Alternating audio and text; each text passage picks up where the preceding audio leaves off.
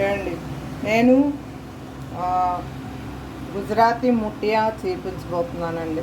ముట్టియాకి ఇన్ని మిర్చీలు కావాలండి. ఒక 5-6 మిర్చీలు తీసుకున్నాను, మిక్సీ జార్లో వేస్తున్నాను. కొద్దిగా ఎల్లుల్లిమాట, ఒక ఎల్లుల్లిపాయ తీసాను, తొక్కలు తీసి పెట్టాను, అవి వేస్తున్నాను. 1 ఇంచు అల్లం తీసుకున్నాను, అల్లం వేస్తున్నాను.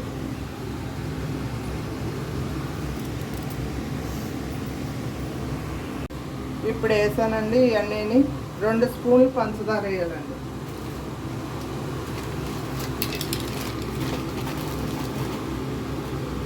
రెండు స్పూన్లు పంచదార వేసాను. స్పూను సాల్ట్ వేసాను. వేసి మిక్సీ పట్టుకోవాలండి. ఇప్పుడు ఇదంతా మిక్సీ పట్టేసుకున్నానండి, పట్టుకొని వేసుకుంటున్నాను. ఇప్పుడు మెంతికూర అండి, 2 కట్టల మెంతికూర తీసుకొని వేసుకుంటున్నానండి. హెల్త్కి చాలా మంచిదండి, హెల్త్ బెనిఫిట్కి మెంతికూర తినడం. ఎప్పుడట్టామని మనకి ఇప్పుడు ఇడ్లీ వైట్ రైస్తో హెల్త్ బెనిఫిట్కి ఎంత మంచిదే. ఇడ్లీ చేసుకునే మనం ఏంటంటే కుడియాలు పెట్టుకుంటాం కదండి, అలాగే ఇది ఏం చేయాలంటే ముట్టియా అన్నమాట, మెంతికూరతో ముట్టియా.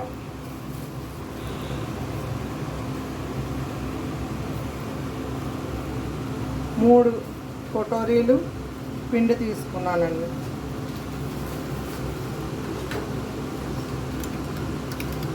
ఎండుకారం 1/2 స్పూను, పసుపు 1/2 స్పూను, జీలకర్ర ధనియాల పొడి 1/2 స్పూను వేసుకొని, సాల్ట్ అన్నీ వేసుకున్నాం కాబట్టి ఇప్పుడు మనం కలుపుకోవాలండి. ఇప్పుడు మనం నీళ్ళు వేసి కలుపుకోవాలండి. మిక్సీ జార్లో కొద్దిగా మసాలా ఉండిపోద్ది కదండి, అందులోనే నీళ్ళు పోసి కలిపేసుకుంటూ అయిపోతుంది అన్నమాట.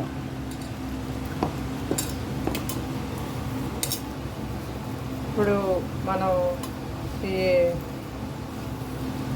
సజ్జపిండి, రాగిపిండి, మనం వినాయక చవితికి శనగలు పెట్టుకుంటాం కదండి, అలాగే ఇది కూడా మంచిగా గోధుమ పిండి ఏంటంటే కొద్దిగా బరగ్గా పట్టించుకోవాలన్నమాట. కొద్దిగా రవ్వలా పట్టించుకుంటే, ఇప్పుడు మనం ఉప్మా రవ్వకి బియ్యం రవ్వ పట్టించుకుంటాం కదా, అలాగే పట్టించుకోవాలి. గోధుమలు అలా పట్టించుకొని ఇలా చేసుకొని ఒక 10 నిమిషాల పాటు కొద్దిగా నాననివ్వాలన్నమాట.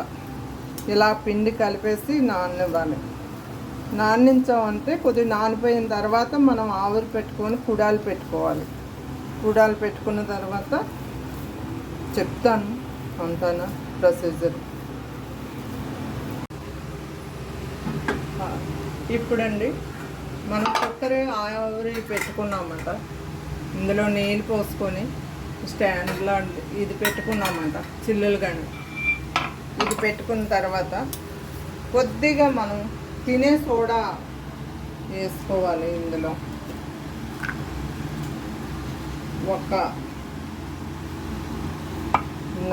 చాలా తక్కువ, 1/2 స్పూన్ కంటే తక్కువే, చాలా తక్కువ వేసుకున్నాను. వేసుకొని ఇప్పుడు ఈ పిండిని బాగా మెదుపుకోవాలి. ఇలాగ సాఫ్ట్గా చేసుకున్నామంటే బాగుంటుంది. దాని తర్వాత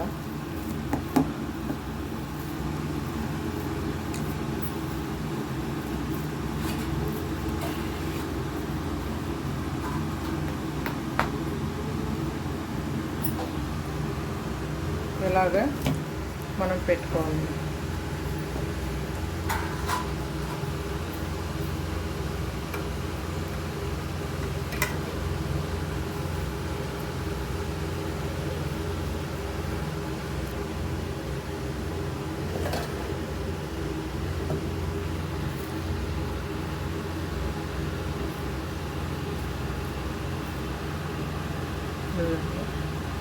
పెట్టుకున్నాం కదా, మనం ఉడికించుకోవాలి.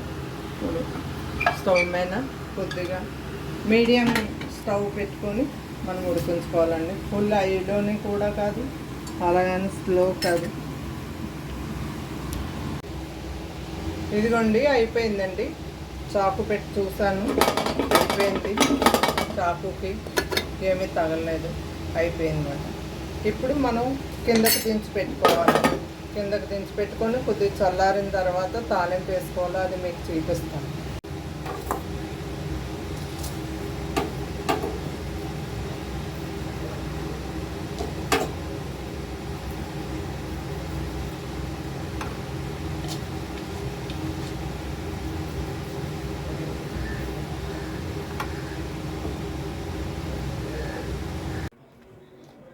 ఇది ఇలా ముక్కలు కోసుకోవాలండి. చిన్న చిన్న ముక్కలు మనకి కోసుకోవాలి.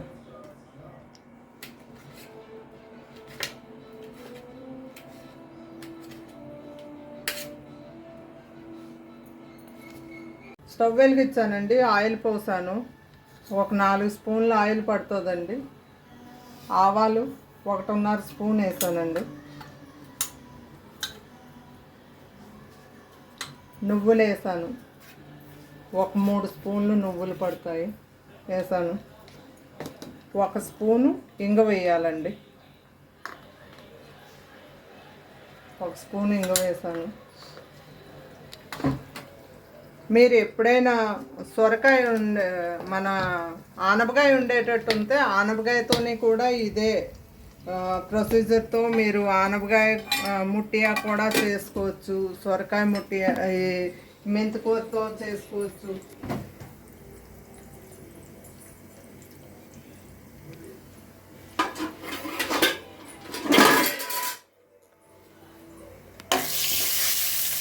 ఇలా వేగిన తర్వాత మొత్తం ఇదంతా ఇలాగ వేసుకోవాలండి.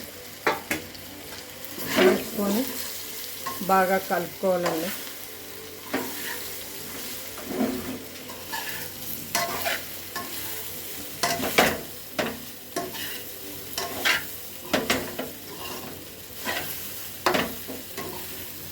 చాలా బాగుంటుందండి ఇది.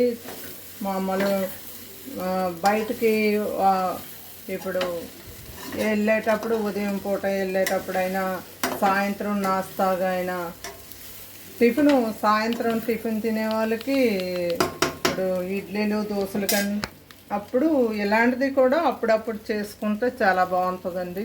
చేసుకోండి మీరు కూడాను, ఇదిగోండి చూడండి, ఎంజాయ్ చేయండి మీరు కూడాను. బాయ్. సబ్స్క్రైబ్ చేయండి, లైక్ చేయండి. అందరూ మీరు నాకు సపోర్ట్ ఉండండి. బాయ్ అండి అందరికీ.